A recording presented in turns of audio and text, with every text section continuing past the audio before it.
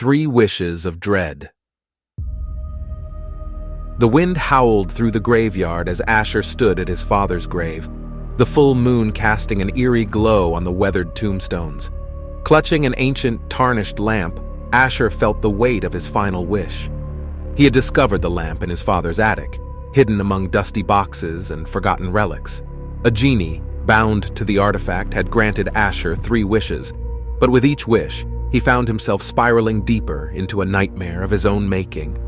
Twice before, Asher had wished for his father's return, unable to accept the loss that had consumed his life. Each time, the genie had resurrected his father, but with horrifying consequences.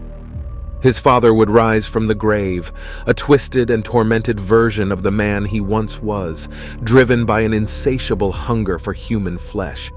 Unable to bear the horror he had unleashed, Asher had been forced to wish his father back to his eternal slumber. Now, standing atop the cold earth of his father's grave, Asher whispered his final wish into the darkness. "I wish for my dad to be alive again, but this time without the monstrous hunger." He waited, a mix of hope and dread coursing through his veins. The ground beneath his feet began to tremble, and the sound of scratching and screaming echoed through the night. Asher knew his father was clawing his way to the surface, but this time, he hoped the nightmare would finally end. As his father broke free from the earth, Asher recoiled in terror. The man before him was no longer the monster he had faced before, but something far more sinister. His father's eyes were cold and lifeless, filled with an unspeakable hatred. Asher realized with a sinking feeling that his wish had been twisted once more by the genie's malevolent magic. His father's voice, once warm and loving, was now a guttural snarl. "You think you can control me with your wishes? You think you can bind me to your will?" He lunged at Asher, his fingers like claws, ready to tear him apart. In a moment of desperation, Asher fled from the graveyard, his father's vengeful spirit hot on his heels. He sought refuge in the local church, hoping the hallowed ground would protect him from his father's wrath. But as the doors slammed shut behind him, Asher found himself face to face with the genie, its wicked grin a harbinger of doom. "You have squandered your wishes, foolish mortal!" the genie taunted, "and now you must pay the price!" The church's stained glass windows shattered, and the screams of the damned filled the air.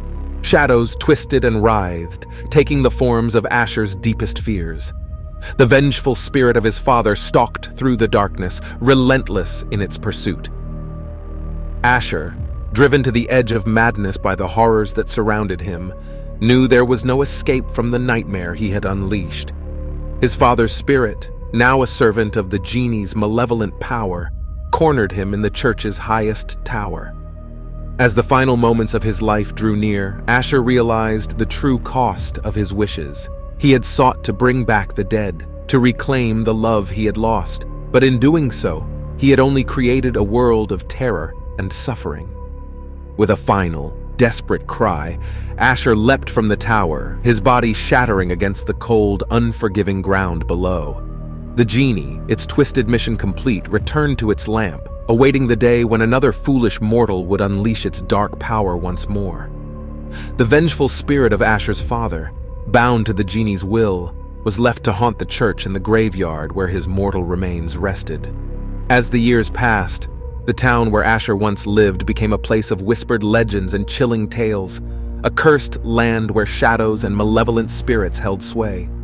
The once thriving community was abandoned, left to decay under the weight of the darkness that had been unleashed by a son's misguided love.